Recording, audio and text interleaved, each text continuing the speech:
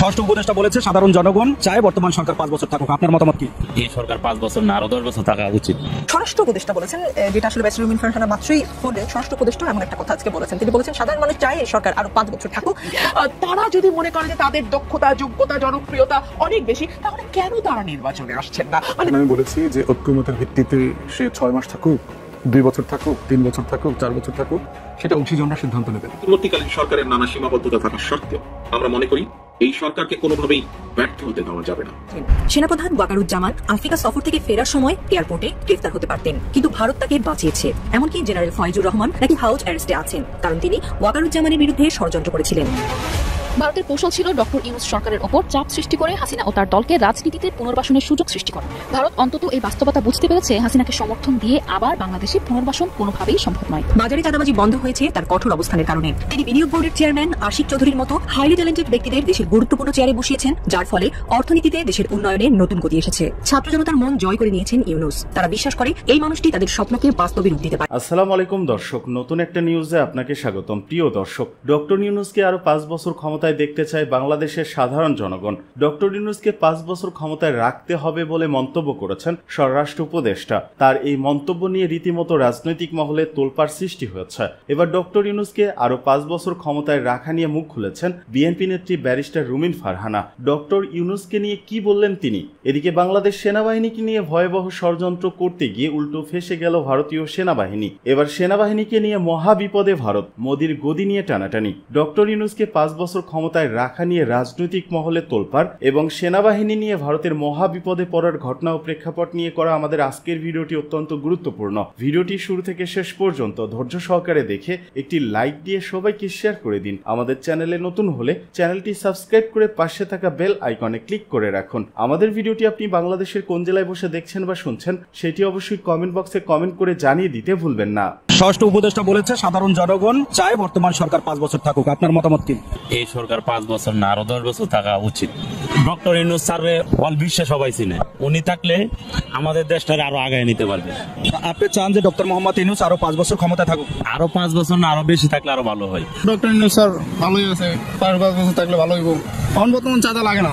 আমার মতামত 5 বছর থাকলে আমাদের জন্য ভালো হবে। ডক্টর মোহাম্মদ ইউনূস একজন বিশ্ব ব্যক্তিত্ব, ওনার মেধা শক্তি এবং ওনার যে পরিকল্পনা ভালোই হবে ইনশাল্লাহ।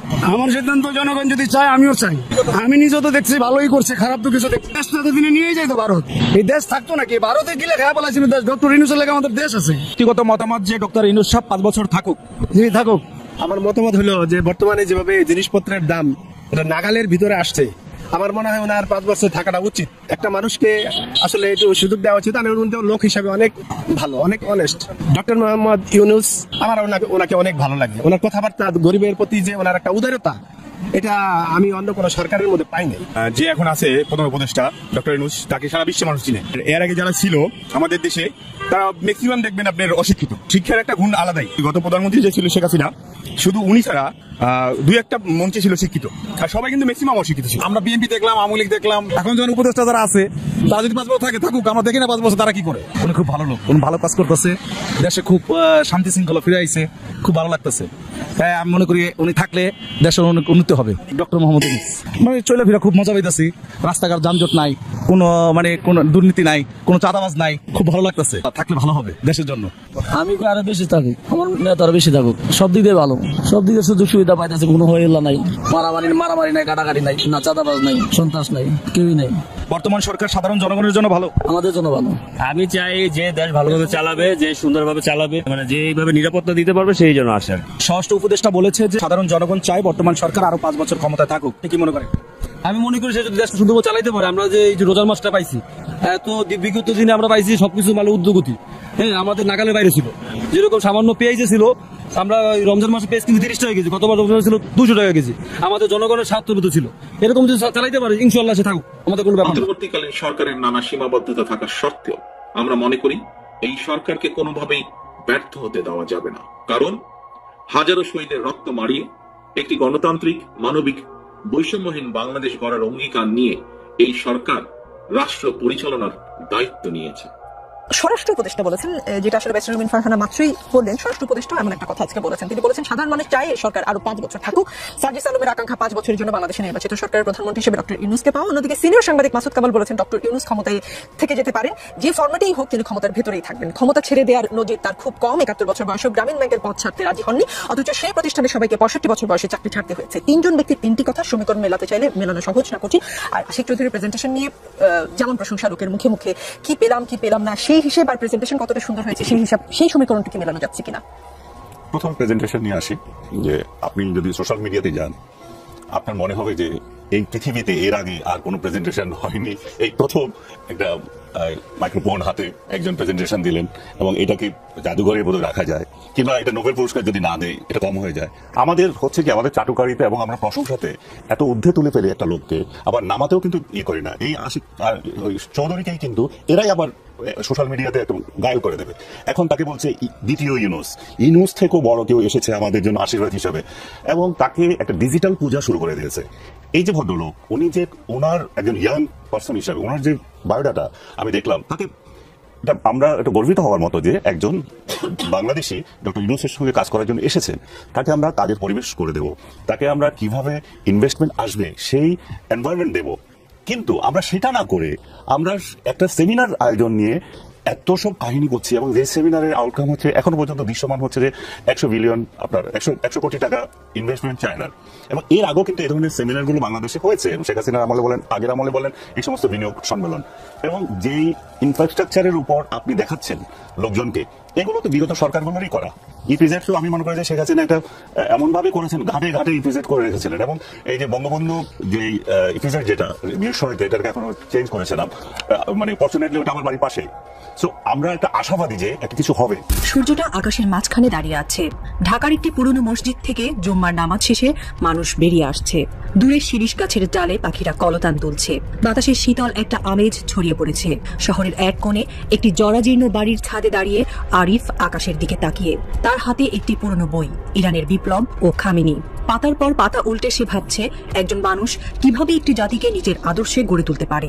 আয়াতুল্লাহ আলী খামেনি, ইরানের সেই নেতা যিনি বিশ্ব শক্তির মুখে চপটাঘাত করে দেশটিকে নৈতিকতার পথে এগিয়ে নিয়েছেন। কিন্তু আরিফের চোখে এখন অন্য একজনের ছবি ভাসছে, প্রফেসর মোহাম্মদ ইউনূস।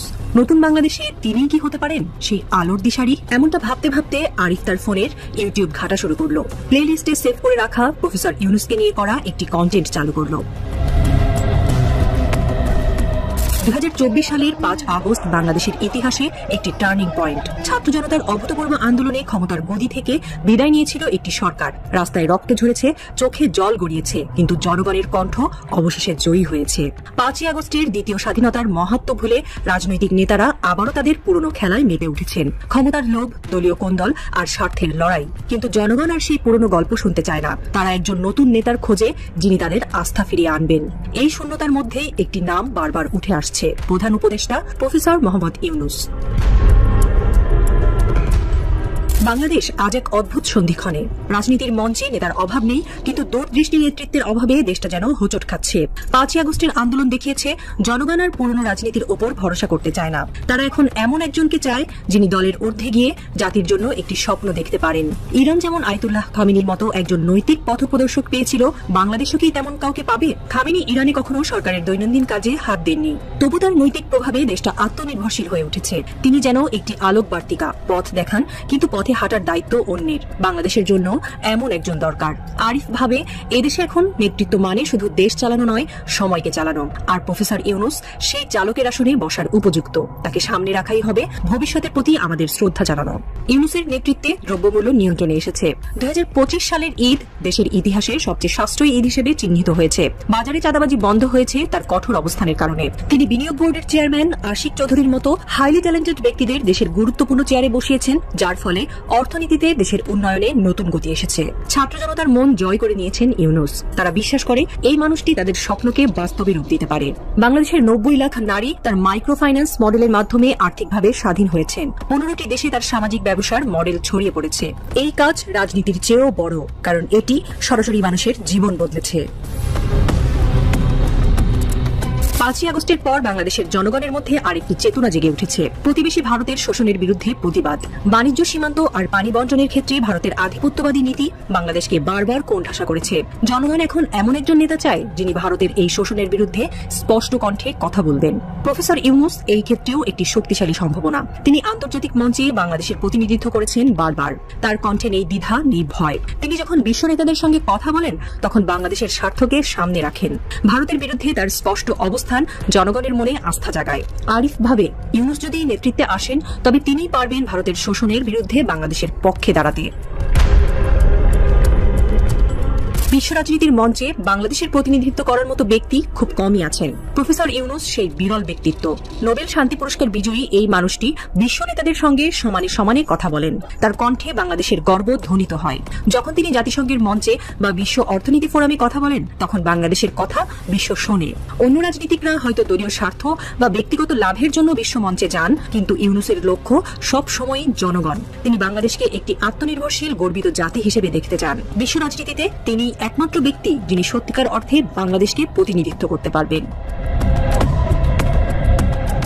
কিছুদিন আগেও ভারতীয় গণমাধ্যমে একটি মিথ্যা প্রোপাগান্ডা ছড়ানো হচ্ছিল। দাবি করা হয়েছিল বাংলাদেশের সেনাবাহিনী ভেতর থেকে ভেঙে পড়েছে। তাদের মধ্যে নাকি বিভিন্ন গ্রুপ তৈরি হয়েছে, কেউ আওয়ামী লীগের পক্ষে, কেউ বিএনপির, আবার কেউ জামায়াত ইসলামের। ভারতীয় মিডিয়া দাবি করেছিল সেনাবাহিনীর অফিসাররা নিজেদের মধ্যে লড়াইয়ে জড়িয়ে পড়েছেন। সেনাপ্রধান ওয়াকারুজ্জামান আফ্রিকা সফর থেকে ফেরার সময় এয়ারপোর্টে গ্রেফতার হতে পারতেন, কিন্তু ভারত তাকে বাঁচিয়েছে। এমনকি জেনারেল ফয়েজুর রহমান নাকি হাউস অ্যারেস্টে আছেন, কারণ তিনি ওয়াকারুজ্জামানের বিরুদ্ধে ষড়যন্ত্র করেছিলেন। এই গল্পগুলো ভারতীয় গণমাধ্যমে বড় আকারে প্রচারিত হয়েছিল। কিন্তু বাংলাদেশের সেনাবাহিনী একের পর এক বিবৃতি দিয়ে এসবকে মিথ্যা বলে প্রমাণ করেছে। তারা জানিয়েছে আমাদের মধ্যে কোনো বিভেদ নেই, সেনাবাহিনী ঐক্যবদ্ধ। এমনকি ভারতের একটি গণমাধ্যম ইন্ডিয়া টুডের জন্য মার্চ মাসে 2বার বিবৃতি জারি করে তারা এই মিথ্যার প্রতিবাদ করেছে। বিশেষজ্ঞরা বলছেন ভারত বাংলাদেশের সেনাবাহিনীকে দুর্বল দেখাতে চেয়েছিল, কিন্তু তাদের নিজেদের সেনাবাহিনীতে বিভেদ প্রকাশ পেয়েছে। হানাহানি বিদ্বেষ চাই না, একটা শান্তির দেশ চাই, মন্তব্য সেনাপ্রধান জেনারেল ওয়াকারুজ্জামানের। আমরা হানাহানি বিদ্বেষ চাই না, একটা শান্তির দেশ চাই বলে মন্তব্য করেছেন সেনাপ্রধান জেনারেল ওয়াকারুজ্জামান। তিনি বলেছেন বাংলাদেশ একটি সম্প্রীতির দেশ। এদেশে হাজার হাজার বছর ধরে সকল ধর্ম, বর্ণ, গোত্র নির্বিশেষে আমরা সবাই শান্তিতে বসবাস করে আসছি। আমরা হিংসা বিদ্বেষবিহীন একটি দেশ গড়ে তুলতে চাই। আমরা চাই সবাই একসঙ্গে এখানে সুন্দরভাবে বসবাস করব। আজ রবিবার রাজধানীর আন্তর্জাতিক বৌদ্ধ বিহারে ভিত্তিপ্রস্তর উন্মোচন অনুষ্ঠান শেষে আয়োজিত সভায় তিনি সব কথা বলেন। সেনাপ্রধান বলেন আজকের এই অনুষ্ঠান সাম্প্রদায়িক সম্প্রীতির উদাহরণ। এখানে সম্প্রীতির সমাবেশ ঘটেছে। আমরা বুদ্ধের নীতি অনুসারে দেশকে গড়ে তুলতে চাই, সেই উদ্দেশ্যে কাজ করে যাচ্ছি। তিনি আরো বলেন যৌবনের বড় সময় পার্বত্য চট্টগ্রামে কাটিয়েছি। বিভিন্ন মত থাকলেও একে অপরকে শ্রদ্ধার মনোভাব থাকতে হবে। এ সময় পার্বত্য চট্টগ্রামে শান্তি শৃঙ্খলা বজায় রাখতে সবাইকে ভূমিকা রাখার আহ্বান জানান তিনি বলেন আমরা চাই পার্বত্য চট্টগ্রাম যেন শান্তি শৃঙ্খলা বজায় থাকে, সেখানে শান্তি বজায় রাখতে প্রয়োজনীয় সবই করবে সেনাবাহিনী।